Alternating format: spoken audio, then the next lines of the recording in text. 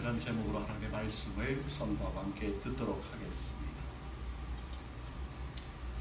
세상에서 가장 잘 알려져 있고 최고의 인기를 누리는 악기는 아마도 피아노가 아닐까 이렇게 생각이 듭니다. 피아노. 서양 악기의 대표적인 악기이지만 보편적으로 가장 널리 알려져 있는 악기입니다. 바르톨로메오 크리스토포라는 이탈리아 사람이 고안했는데 그 악기는 정작 독일에서 만들어졌습니다. 독일에서 완성된 피아노는 처음에 건반이 54개였습니다. 지금 것보다는 조금 작았죠. 그런데 피아노의 음악의 발전을 거듭하면서 보다 다양한 표현을 추구하는 작곡자들의 요구에 따라서 건반의 범위가 점차적으로 확장이 됐습니다. 그래서 1890년대에 지금의 피아노와 같은 8개의 건반을 가진 피아노가 드디어 탄생이 되었습니다. 원래 피아노의 명칭은 피아노 포르테입니다. 피아노의 명칭은 원래 피아노 포르테. 피아노는 약하게라는 뜻이고 포르테라는 뜻은 강하게라는 뜻입니다. 그러니까 건반을 눌러서 이 두 가지가 조화를 이루어서 소화할 수 있는 이름. 그래서 피아노 포르테. 우리가 지금은 피아노라고 이렇게 부르고 있습니다. 여러분이 잘 아시다시피 피아노는 손으로 두드려서 소리가 납니다. 건반을 두드리는 것이죠. 이 앞에 있는 키보드처럼. 근데 이 키보드하고 피아노는 조금 다르죠. 피아노에는 이 건반이 작은 망치처럼 생긴 것과 연결이 되어 있어서 피아노 건반을 딱 두드리면 그 망치가 강철 프레임을 탁 치게 됩니다. 현으로 되어 있는 그 음이 소리가 나는 것이죠. 그런데 피아노가 오래되었거나 어떤 환경적인 영향으로 인해서 고유의 음이 이탈되는 수가 있습니다. 그럴 때는 어떻게 합니까? 조율사에게 부탁을 피아노 조율사. 피아노 음을 조율을 해줘야 되는데 피아노 조율사가 와서 망가진 피아노를 제일 먼저 누르는 음이 있습니다. 여러분 그 음이 어떤 음인지 아십니까? 피아노를 전공하신 분들은 알죠. C 음입니다. 피아노 중간에 있는 미들 C 음을 딱 쳐서 그 음을 확실하게 잡습니다. 미들 C를 확실하게 잡은 다음부터는 옆에 음들은 자동적으로 맞춰지게 되어 있습니다. 그래서 조율사가 제일 중요시하는 음이 미들 C 음입니다. 그렇게 본다면 하나님의 부르심이란 바로 이 피아노의 미들 C 음과 같다는 생각이 듭니다. 하나님의 부르심은 미들 C다. 왜냐하면 미들 C 음을 온전히 맞추어서 다른 음들을 맞추듯이 하나님의 부르심에 우리가 온전히 반응하여서 우리의 사상과 생활과 계획과 행동들을 맞춰 나간다면 하나님의 뜻에 정확하게 맞아떨어지는 것 정말 가치 있는 인생이 되지 않을까라는 생각이 들기 때문에 그렇습니다. 피아노가 미들 C를 온전히 맞추어서 다른 음들을 맞추는 것처럼 하나님의 부르심 앞에 내가 온전히 반응하여서 내 생활과 계획과 내 뜻을 하나님의 뜻에 온전히 맞추면 정말로 우리가 추구하는 세상 가치 기준이 아닌 하나님 가치 기준에 올맞는 사람이 되지 않을까, 그런 인생이 되지 않을까, 그렇게 생각이 든다는 것이죠. 여러분, 하나님에게 필요한 사람이 어떤 사람일까요? 하나님께서 필요로 하는 사람이 어떤 사람일까요? 하나님은 어떤 사람을 부르실까요? 여러분 생각해 보신 적이 있습니까? 하나님은 과연 이 땅을 창조하셨는데 어떤 사람을 부르실까? 공부 많이 한 사람? 학위가 많은 사람? 아니면 똑똑한 사람? IQ가 높은 사람? 돈 많은 사람일까요? 아니면 재주가 좋은 사람일까요?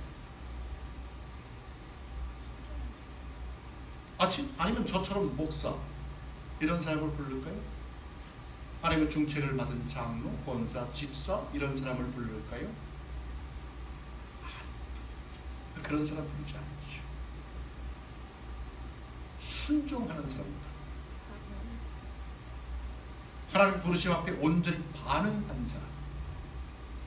왜냐하면 하나님은 여러분 우리의 능력을 보고 부르시는 것이 아니라 하나님의 필요에 따라서 우리를 부르시기 때문에 그렇습니다. 하나님의 필요에. 그래서 우리가 하나님의 뜻을 가장 잘 알 수 있는 최선의 방법은 하나님의 부르심에 예, 제가 여기 있습니다. 예, 제가 여기 있습니다.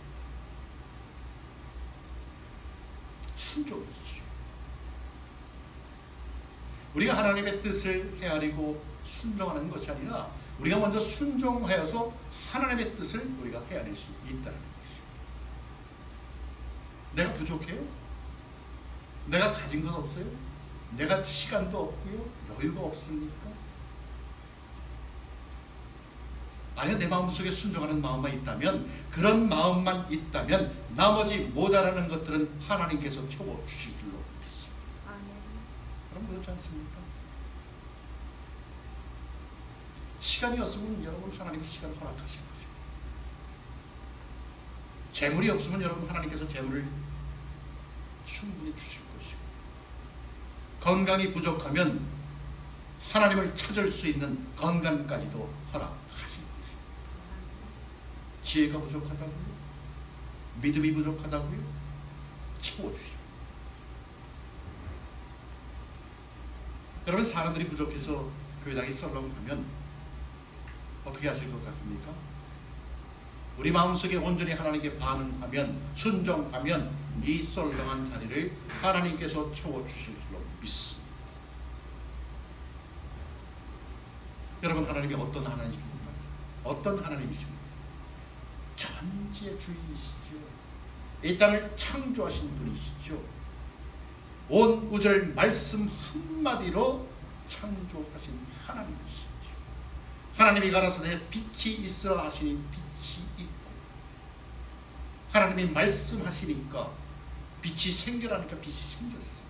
빛만 생겼나요? 하늘과 땅도, 낮과 밤도, 동물과 생물도 당신의 형상을 따라서 우리까지 만드신 전능하신 하나님.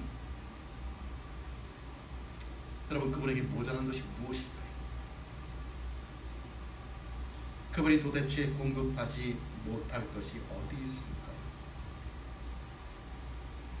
그런데 여러분, 우리는 믿음으로 살아간다고 하면서도 세상 가치 기준이 피아노의 미들 C 음인 것처럼 거기에 맞춰서 무언가를 잡지 못해 이리 뛰고 저리 뛰고 정신없이 살아가. 그래서 어떻게 합니까? 늘 피곤하죠. 그러나 주님은 우리에게 이렇게 말씀합니다. 너희는 먼저 그의 나라와 의를 구하라. 그리하면 이 모든 것을 너희에게 더하시리라. 아멘. 하나님께서 그 나라와 의를 구하기만 하면 나머지는 책임져 주시겠다는데 우리는 어떡합니까? 매번 그 나머지 거를 가지고 합니다. 먼저 갖는 것이죠. 순서가 바뀌었잖아요. 먼저 그의 나라와 의를 구해야 되는데 우리는 주신다는 것을 먼저 가지. 하나님 이것도 주세요, 저것도 주세요. 그런 다음 하나님의 나라와 의를 구하겠습니다. 우리는 모두 그렇게.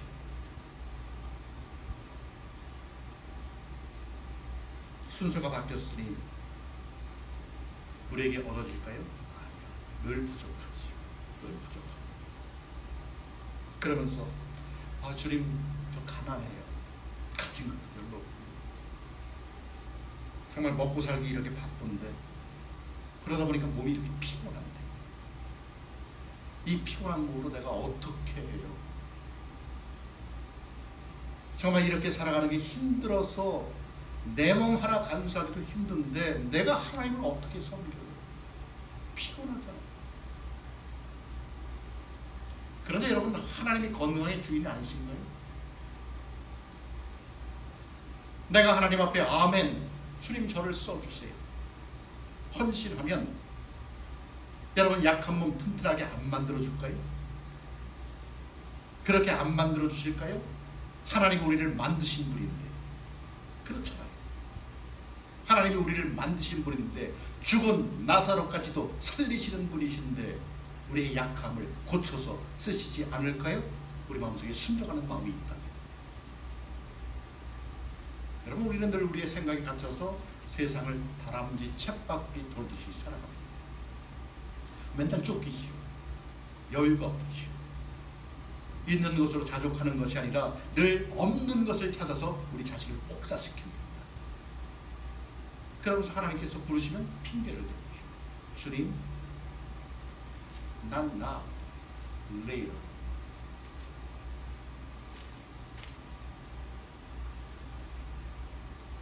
이 시간 하나님께 이렇게 고백할 수 있는 우리 모두가 되기를 소원합니다. 하나님, 제가 얼마나 이 땅에 머물 수 있는지는 모르지만 정말 의미 있게 사는 동안 정말 하나님 앞에 부끄럽게 살지 않게 되기를 원합니다. 정말 그렇게 살고 싶습니다. 내가 정말 죽은 다음 날 하나님을 만났을 때 부끄러운 변명 놓게 되지 않길 소원합니다. 하나님, 그렇다면 제가 남아있는 생은 어떻게 살아야 할까요? 좀 가르쳐 주십시오. 삶의 목표와 방향을 좀 보여주시죠. 하나님, 뭐 꿈으로 보여주시든지 내가 성경을 읽다가 성령의 감동을 받든지 깨닫게 하시든지 뭔가 확실하게 분명하게, 야, 이것이다, 이것이 내가 목숨을 걸고 살아가야 할 방향이다 하고 뭔가 좀 보여주시오. 그렇게 매달리면 하나님께서 안 보여주실까요? 나를 찾고 찾으면 내가 만나리라. 하나님이 약속하지 않으셨던가요? 하나님이 이 약속을 이루어 주실 줄 믿습니다. 오늘 본문은 부르심에 대한 이야기입니다. 특별히 창조주의 속성과 질서를 침범하고 파괴시켰던 시대적 상황이 그때 이사야 시대의 상황과 똑같습니다. 내가 누구를 보내며 누가 우리를 위하여 갈까? 하나님의 부르심 앞에 이사야뿐만 아니라 우리 모두가 그분에게 순종하는 모습으로 다가가야 하는 이유가 된다는 이야기입니다. 그래서 여러분, 우리는 첫째로 하나님은 어떤 형태로든지 우리를 당신의 일꾼으로 불렀다는 인식이 있어야 합니다. 당신의 일꾼으로 불렀다는 인식. 어떤 사람은 그렇죠. 에이, 내가 무슨 하나님의 일꾼이야. 내가 무슨 하나님의 일꾼이야. 나 같은 놈이 무슨. 하지만 여러분, 성경을 읽어보십시오. 성경은 분명히 어떤 형태로든지 나로 하여금 이 세상에 선한 영향력을 끼칠 수 있는 일꾼으로 불렀다는 것입니다. 창세기 12장 1절에 보면 이런 말씀이 있습니다. 하나님이 아브라함을 불렀습니다. 저 멀리 떨어진 우르에서 있는 아브라함을 하나님께서 불러냈습니다. 너는 본토 친척 아비 집을 떠나 내가 내게 지시할 땅으로 가라. 내가 너에게 복을 주어서 너로 하여금 모든 민족의 복의 근원이 되게 할지어다. 너 때문에 너로 하여금 모든 세상 사람들이 복을 받게 될 것이라는 것이죠. 나는 복의 통로가 될 것이라는 것이죠. 어떤 사람이 이걸 읽으면서, 야, 그게 나하고 무슨 상관이야? 아니, 그건 아브라함 얘기지 나하고 무슨 상관이야? 이렇게 이야기합니다. 근데 여러분, 상관이 있습니다. 왜냐하면 아브라함이 하나님을 믿고 걸어갔던 그 길을 뒤쫓아가는 우리가 바로 그분의 믿음의 후손이기 때문에 그렇습니다. 믿음의 후손. 그래서 아브라함에게 주신 명령뿐만 아니라 그 명령은 우리에게도 해당이 됩니다. 우리에게 주신 약속이지요. 신앙생활을 이미 하겠다고 약속한 사람은 벌써 하나님의 콜링을 받은 사람입니다. 세상 만인들의 행복을 전하는 통로를 가지고 갈 사명을 갖고 있다는 이야기지요. 여러분, 여호와께서 애굽 종살이를 430년이나 했던 이스라엘 백성들을 구원했었습니다. 그리고 시내산 앞으로 불러 모았습니다. 그리고 그들과 함께 계약을 맺습니다. 나는 너의 하나님이고 너는 내 백성이다. 나는 너의 하나님이고 너는 내 백성. 그리고는 무엇이라고 말씀하냐면 출애굽기 19장 6절에서 이렇게 말씀합니다. 너희가 내게 대하여 제사장 나라가 되며 거룩한 백성이 되리라. 너희가 내게 대하여 제사장 나라가 되며 거룩한 백성이 되리라. 여러분, 제사장 나라가 된다고 합니다. 제사장 나라. 제사장 나라가 무슨 말입니까? 이스라엘 백성들에게 있어서 아주 독특한 사람들입니다. 제사장은 아론의 후손이죠. 아론이 모세의 형입니다. 제사장은 아론의 후손들입니다. 이 제사장들이 왜 존재하냐면 하나님과 이스라엘 백성 사이에 중보를 담당하는 역할을 합니다. 그런 것들을 감당하는 사람들이죠. 자기 자신의 삶의 목적이 있는 것이 아니라, 자기 자신의 존재의 목적이 있는 것이 아니라 하나님의 영광을 위하여서 이스라엘 백성들을 위하여 존재하는 사람들이 바로 제사장들입니다. 이 제사장들은 이스라엘 백성들이 죄를 지었을 때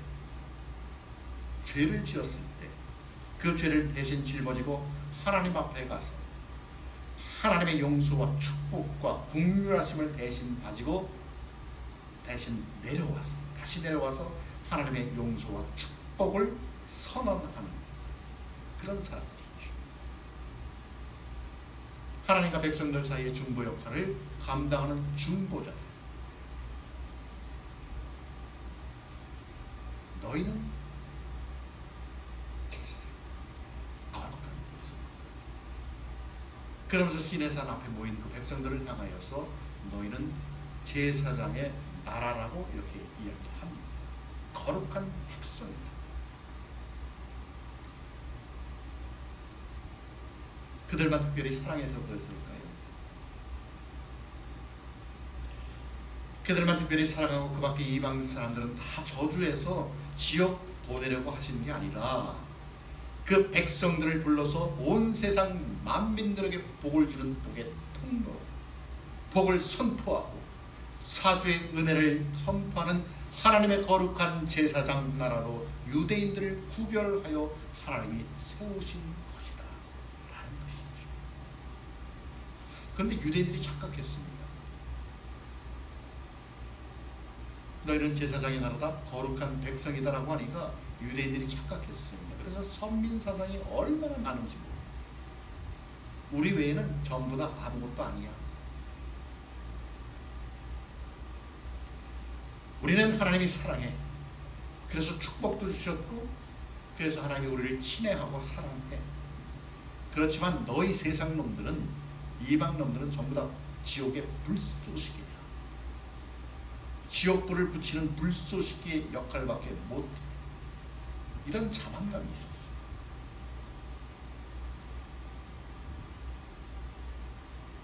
요즘도 그런 사람들이 있지.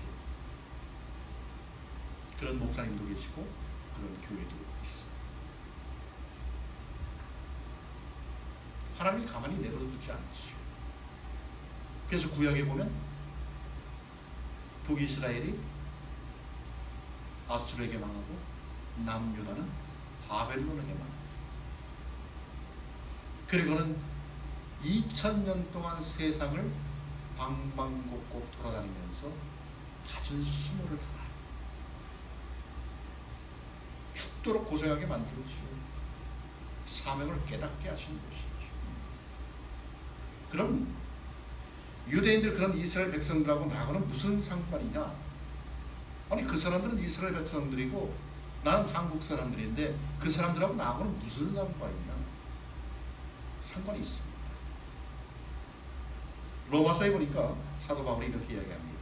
아브라함의 핏줄을 이어받은, 혈통으로 이어받은 이스라엘이 참 이스라엘이 아니라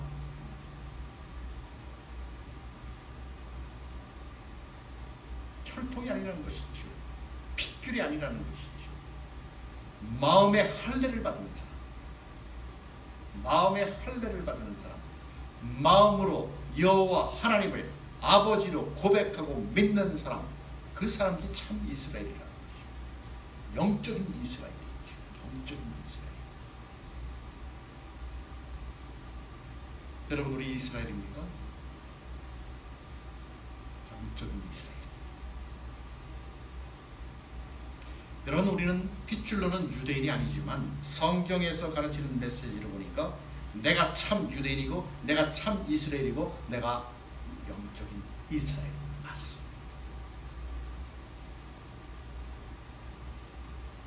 그렇다면 우리를 왜 불렀을까요? 왜 우리를 참 유대인으로 불렀었고 왜 참 이스라엘로 불렀었고 왜 참 영적인 이스라엘로 삼으셨을까요?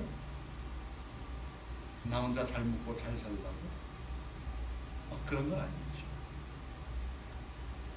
뭐 나 혼자 잘 먹고 잘 살라고 나를 부르신 것은 아닙니다. 온 세상 사람들에게 하나님의 사랑과 용서와 하나님의 축복을 전달하는 복의 통로로 나를 불러 세우신 것이다 라는 것입니다. 내 삶의 존재 가치가 좀 넓습니다. 그러니까 하나님이 내가 예수를 믿는 순간 나도 모르는 사이에 나는 하나님의 일꾼이 된 것입니다. 여러분, 좋든 싫든 여러분은 예수를 믿음으로 말미암아 이제부터는 하나님의 일꾼, 하나님의 일꾼이 되었습니다.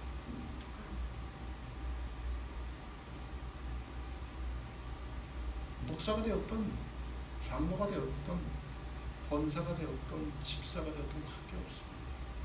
여러분, 그건 교회 직분일 뿐입니다. 아무것도 아닙니다. 그리스도인이라는 존재 자체가 세상을 향한 제사장으로 존재하고 부름을 받은 것이다 라는 것입니다. 그저 그냥 하나님께서 부르셨는데 나 혼자 잘 먹고 잘 사고 이런 수준 낮은 그런 것은 아니라는 것입니다. 여러분, 하나님은 우리가 예수를 믿는 그 순간 우리를 하나님의 거룩한 제사장으로 불러주셨습니다. 그래서 베드로 사도는 베드로전서 2장 9절에서 이렇게 이야기합니다. 오직 너희는 택하신 백성이요 왕같은 제사장이요 거룩한 나라요 그의 소유된 백성이요. 아멘. 아멘. 여러분, 자기 신분을 잘 알아야 합니다. 우리 그렇게 미천한 신분 아닙니다. 대단한 신분이죠. 택하신 백성이요 왕같은 제사장들이요 거룩한 나라요 그의 소유된 백성이. 우리 존재가 이렇습니다. 자기 신분을 잘 알아야 합니다. 내가 보통 사람이 아니라는 것이죠. 여러분들이 보통 사람이 아닙니다. 우리 옆에 보통 사람 한번 보시죠. 옆에 보통 사람 한번 보시죠. 뭐 하고 계시죠?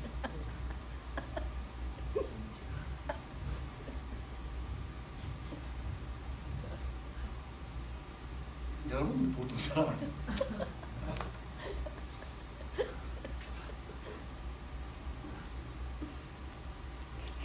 예수님께서 산상수훈에서 이렇게 말씀했습니다. 너희는 세상의 소금이니 만일 소금이 그 맛을 잃으면 무엇으로 짜야 할까? 너희는 세상의 빛이니 하나님이 우리를 세상의 빛으로 소금으로 불러서 세상을 따뜻하고 밝게 만들기 위한 일꾼으로 세우셨다는 것이죠. 여러분, 얼마나 감사합니까? 우리의 존재 가치가 이렇게 높은데 여러분, 이 부르심에 의심하지 않기를 축원합니다. 아멘. 두 번째는 여러분, 부르시면 응답해야 합니다. 이사야가 내가 누구를 보내면 누가 우리를 위하갈고 탄식하는 하나님의 부르심 앞에서 조금도 주저하지 않고 내가 여기 있나이다 나를 보내소서. 내가 여기 있나이다 나를 보내소서.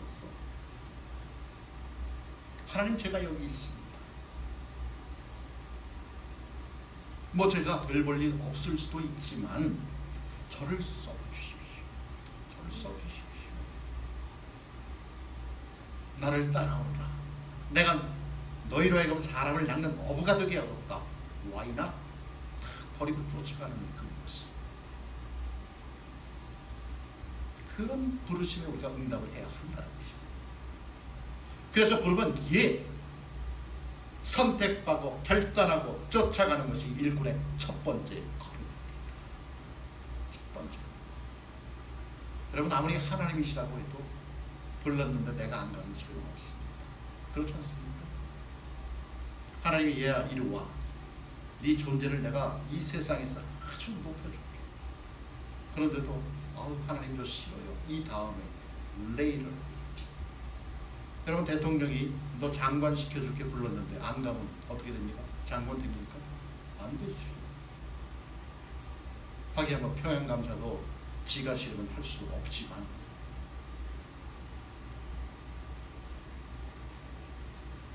부르심에 응답이 없으면 소용이 없습니다. 하나님이 부르실 때 예 하고 응답하는 사람만이 하나님이 쓰신다는 것이죠. 예 하고 따라가는 거예요. 그런데 세상이 복잡해서 그런지 사람들이 생각이 너무 많습니다. 이 생각, 저 생각, 앞에 생각, 뒤에 생각, 또다시 생각하고 자꾸 굴리다 보니까 어디로 갑니까? 원점으로 갑니다. 그리고 또다시 시작하죠. 굴리다 보니까 또 원점으로 돌아오죠.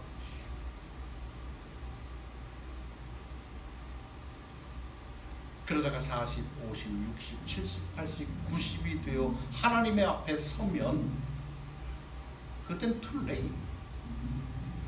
그렇지 않습니까? 하나님 앞에 서면 too late. 그때는 방법이 없습니다. 죽든지 살든지 지옥이든지 천당이든지 둘 중에 하나 택하는 것이죠. 여러분, 하나님은 인생을 아주 단순하게 지었습니다. 인생 단순합니다. 그런데 인간이 자꾸 장대를 부려갖고 인생을 아주 복잡하게 합니다. 여러분, 신앙생활 심플합니다. 그런데 사람이 신앙을 아주 복잡하게 만듭니다. 여러분, 신학도 얼마나 복잡한지 모릅니다. 들어가면 웬 줄기가 그렇게 많은지, 뿌리가 많은지, 이 사람 생각 저 사람 생각 학문이 너무 깊어서 이게 뭐야? 라는 생각이 들 정도로 아주 깊습니다. 복잡하고 신앙이 심플합니다.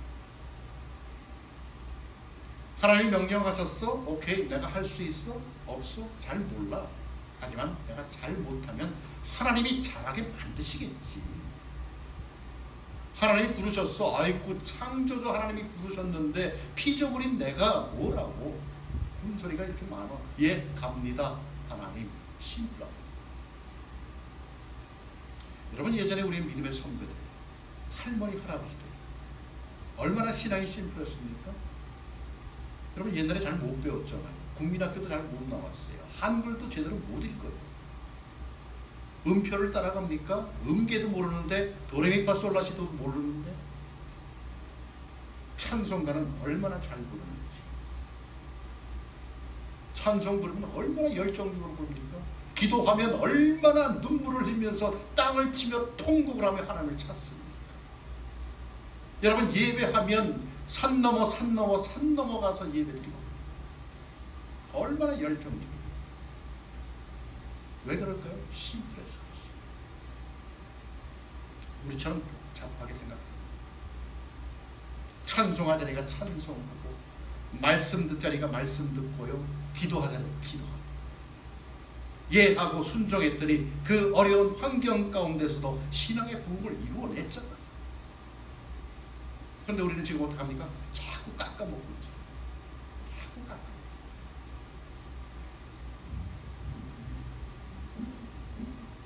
뭘 봅니까? 본질을 안 보죠.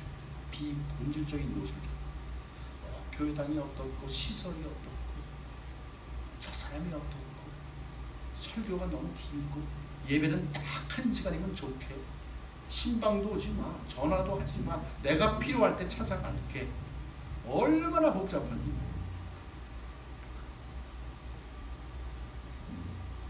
여러분, 옛날 사람은 딴 생각 안 그래서 단순한 신앙이 파워가 있어. 차디찬 마룻바닥에 앉아서 찬송을 하고 기도하고 예배를 드려도 신앙의 파워가 있어서 신앙의 부흥을 이루어냈습니다. 그런데 우리는 따뜻한 의자에 앉아서 프로젝트에서 보여주는 가사를 읽으면서 시설 좋은 데서 해도 자꾸 죽어요.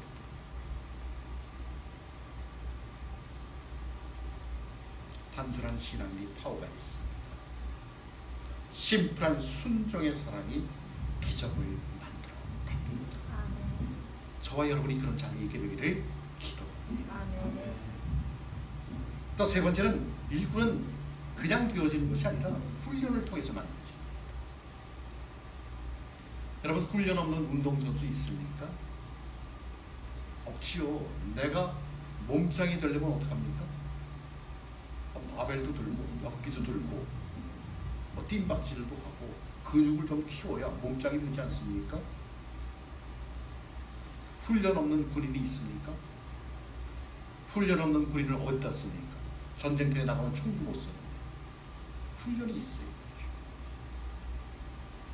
훈련 없이는 운동선수도 군인도 백전백패입니다. 100전 싸우면 100번 싸우면 100번 다집니다. 훈련 없는 그리스도인은 어떨까요? 다를 바 없지요. 여러분, 훈련 없으면 똑같습니다. 백전백패입니다. 나 믿어. 나 예수 믿어. 너 나 예수 믿는 거 알잖아. 나 교회 가는 거 알지. So what? 많은 사람들이 그렇게 자신을 그리스도인이라고 칭합니다. 그러다 보니까 어떻게 됩니까? 별로 세상 사람들과 구별이 되지 않습니다. 여러분, 그렇지만 그럼에도 우리는 예수를 믿음으로 하나님의 일꾼으로 부름을 받았다는 사실입니다. 그렇다면 하나님의 일꾼의 역할을 감당해야지. 하나님의 명령입니다. 하나님의 축복을 나누어주는 하나님의 일꾼으로 세상을 살아가는 그리스도인들은 얼마나 여러분 훈련을 받아야 할까요? 정말 그리스도의 군사로 내가 하나님의 부르심 앞에 순종하여서 하나님의 사람으로 되기 위해서 훈련을 받으면 얼마 정도를 받아야 할까요?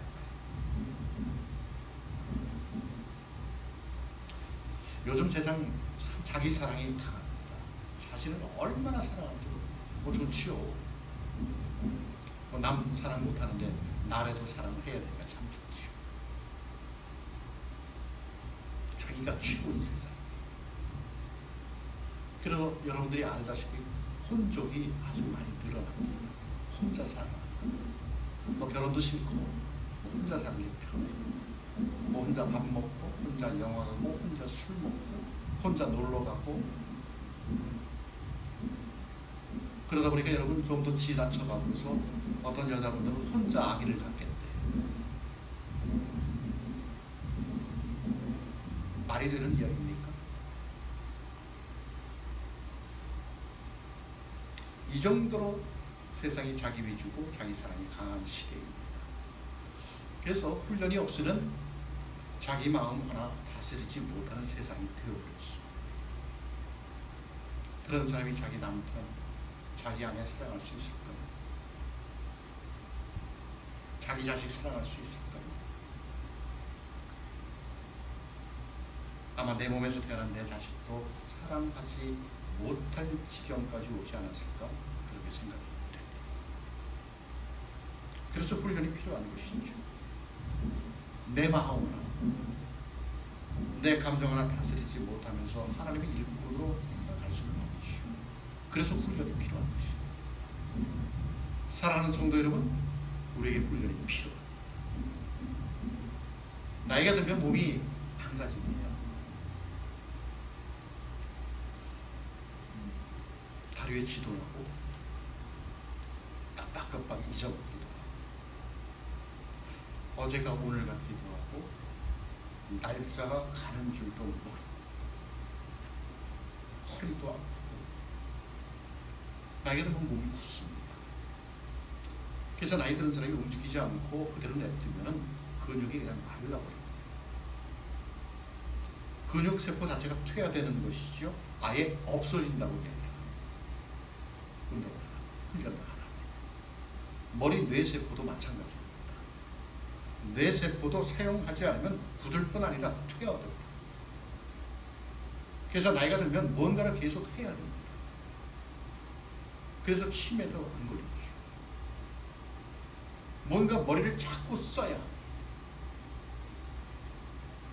멍 때리는 사람은 어떻게 됩니까? 멍 때리는 것이죠. 네. 여러분, 우리가 죽는 그 순간까지 아직 젊으신 분들은 해당이 안 될 수도 있는 이야기지만 언젠가 우리는 죽습니다. 하나님 부르시면 가야 합니다. 죽는 순간까지 정말 내 육체가 무너져 버려서 남에게 피해가 되는 삶을 살지는 말아야지 않잖아요. 그런 삶을 원하지는 않잖아요. 그렇다면 어떻게 합니까? 훈련해야 돼요. 나이가 들어도 운동을 해야 되고, 나이가 들어도 머리를 써야 되고, 훈련을 해야 됩니다. 신앙 훈련, 특히 믿는 사람, 믿음 훈련, 믿음으로 바라보는 훈련, 믿음으로 생각하는 훈련, 믿음으로 사랑하고 용서하는 훈련, 믿음으로 내 몸을 움직여서 남을 섬기는 훈련. 여러분, 이 훈련을 하다 보면, 우리가 이런 훈련에 동참해서 훈련을 하다 보면 하나님께서 우리를 통해서 따뜻한 세상을 만들어 가게 될 줄로 믿습니다. 그렇죠. 이제 내가 누구를 보내면 누가 우리를 위하여 갈꼬라는 하나님의 부르심이, 그분의 음성이 우리에게 들려집니다. 여러분, 어떻게 하시겠습니까? 내가 누구를 보내며 누가 우리를 위하여 갈꼬, 그분이 음성이 우리에게 들려집니다. 여러분, 어떻게 하십니까? 어떻게 하시겠습니까? 오늘 이 시간 이렇게 고백하십니다. 주님, 제가 여기 있습니다. 주님, 제가 여기 있습니다. 저를 보내주십시오. 내가 감당할 수 있을지는 모르지만, 그리고 그 일에 내가 합당한 사람인지는 모르지만, 일꾼을 부르시는 하나님의 그 안타까우신 부르심 앞에 저는 그냥 모른 척할 수가 없습니다. 그래서 나 같은 놈이라도 혹시 쓰실 때가 있다면 주님, 저를 써 주십시오. 저를 써 주세요. 제가 하겠습니다. 그렇게 고백할 수 있는 저와 여러분이 되시기를 소원합니다. 아멘. 기록할 때 하나님은 우리를 통하여서 세상을 하나님의 나라로 더욱더 왕성하게 만들어 가시게 될 줄 믿습니다. 아멘. 여러분, 그러한 은혜가 저와 여러분의 삶 가운데 있게 되기를 예수 그리스도의 이름으로 축원합니다. 아멘. 우리 함께 기도하겠습니다.